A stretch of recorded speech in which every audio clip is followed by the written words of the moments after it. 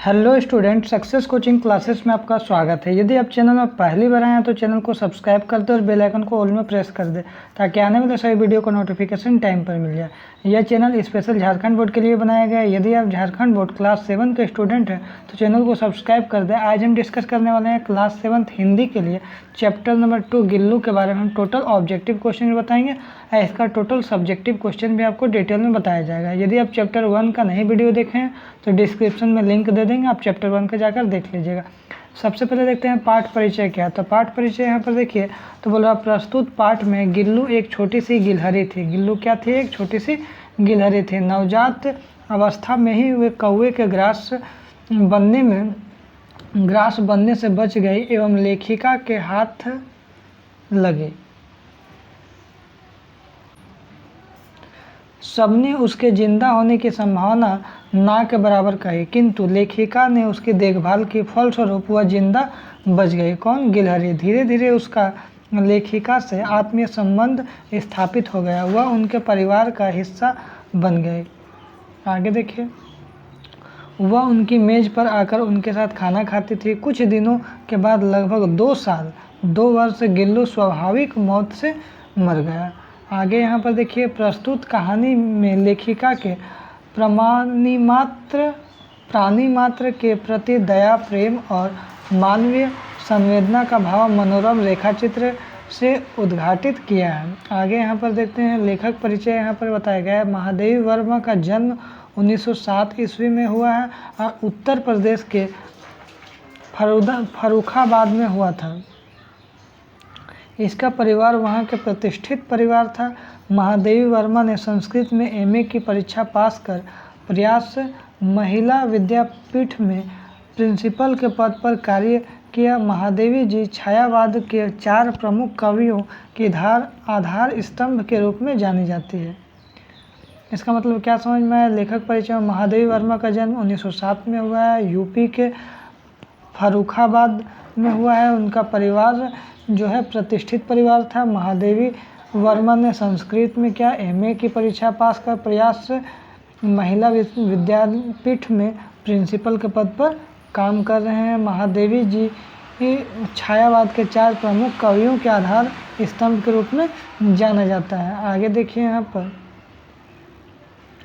अब देखिए आपके सामने एक पैसेज आ रहा है, वो पैसेज को आप आराम से पढ़ लीजिएगा। उसके बाद देखिए इसका जो क्वेश्चन है हम आपको बताने वाले हैं। सबसे पहला बोल रहा है प्रस्तुत गद्यांश के रचयिता कौन है? तो याद रखिएगा Mahadevi Verma, option number C बिल्कुल राइट हो जाएगा। प्रस्तुत गद्यांश हिंदी साहित्य की कौन सी विद्या है? तो ये क्या है? एक रेखा चित्र है। आगे यदि देखा जाए, उपयुक्त गद्यांश किस पाठ का उद्धत है? तो किससे लिया गया है? गिल्लू से लिया गया है। गमले और दीवार की संधि में कौन सा जीव छिपा है? तो इसका जो राइट आंसर हो जाएगा गिलहरी का बच्चा छिपा हुआ है। गिलहरी का बच्चा गमले के पास कैसे पहुंचा? तो याद रखिएगा भागकर, चलकर या संभवतः घोंसले से गिरकर। तो याद रखिएगा घोंसले से गिरकर है, इसका राइट आंसर हो जाएगा। फिर देखिए आपके पास एक पैसेज है, पैसेज को आप आराम से पढ़ लीजिएगा। इसका आंसर हम आपको बताते हैं। प्रस्तुत गद्यांश का रचयिता कौन है? तो इसका राइट आंसर हो जाएगा महादेवी वर्मा, जो ऊपर भी बताया था। प्रस्तुत गद्यांश हिंदी साहित्य की कौन सी विद्या है? तो क्या रेखा चित्र, ऊपर भी हम वही सेम चीज़ बताए हैं। गिलहरियों के जीवन की अवधि कितने वर्ष तक थी? तो याद रखिएगा 2 वर्ष हम लोग ऊपर पढ़ लिए हैं, 2 वर्ष हो जाएगा। उष्णता शब्द किस प्रकार की संज्ञा? तो याद रखिएगा भाववाचक संज्ञा है। हीटर किसके लिए जलाया गया था? तो याद रखिएगा गिलहरी के लिए जलाया गया था। आगे यहाँ पर देखिए फिर सही विकल्प का चयन करें। यहाँ पर देखिए क्या बोल रहा है ना, गिल्लू पाठ के रचयिता कौन है? तब हम आपको बताया था महादेवी वर्मा जी है ने।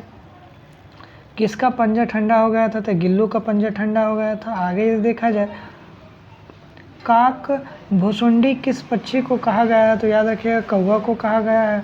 आगे देखिए 2 कौवे एक गमले के चारों ओर क्या खेल रहे हैं? तो छुआछुआवेल खेल रहे हैं। आगे यदि देखा जाए, सोनजूही में कैसी कली लगी है? तो याद रखिएगा इसका जो राइट आंसर आपका हो जाएगा पीली कली लगी हुई है। गिल्लू की मौत किस समय हुई? तो याद रखिएगा रात्रि में हुआ। ऑप्शन नंबर बी बिल्कुल राइट आंसर हो जाएगा आपका। गिल्लू कहाँ छिप जाता था? तो याद रखिएगा पर्दे में, फूलों में और सोनजूही लता में। तो इसका राइट आंसर हो जाएगा इनमें से सभी। कौवा और काँव काँव करने के किस अर्थ में प्रयुक्त करता है? तो आओ मानना का अर्थ प्रयुक्त करता है। किस चीज़ के विवेचन में अचानक बाधा आ पड़ी? तो याद रखिएगा काक पुराण में। लेखक की उंगली हाथ से पकड़कर कौन चिपक गया? तो याद रखिएगा गिल्लू चिपक गया। अब यहाँ पर देखिए आपका जो टोटल क्वेश्चन आपको बताने वाले हैं। सोनजूही को देखकर लेखिका को अनायास से किसकी याद आ जाती है और क्यों? तो याद रखिएगा सोनजूही की लता के नीचे गिल्लू की समाधि दी गई थी, इसलिए जब उस पर जूही की पिताब छोटे फूल खिलते थे तो महादेवी जी को उसके छोटे से शरीर काया की याद आ जाते थे। इस फूल में गिल्लू का शरीर का ही एक तत्व है। अब दूसरा देखिए क्वेश्चन से यहाँ पर बोला है, प्रस्तुत पाठ में लेखिका के कौवे के बारे में जो विचार व्यक्त किए हैं उन्हें लिखिए। तो कौवे को काक घुसिंडी भी कहते हैं। ये कौवे विचित्र जीव हैं, एक साथ समादरित, अनादरित, अति सम्मानित, अति अपमानित होते हैं। आगे यदि तीसरा क्वेश्चन का आंसर देखिए यहाँ पर दिया, बहुत समय बीत जाने के बाद भी लेखिका गिल्लू को क्यों नहीं भूल पाते? तो बहुत समय बीत जाने के बाद भी लेखिका को गिल्लू की याद आ गई। जब सोनजूही में लगे एक पीले को देखा तो इसे देखते ही अनायास उस छोटे जीव गिल्लू का स्मरण लेखिका को याद आ गया।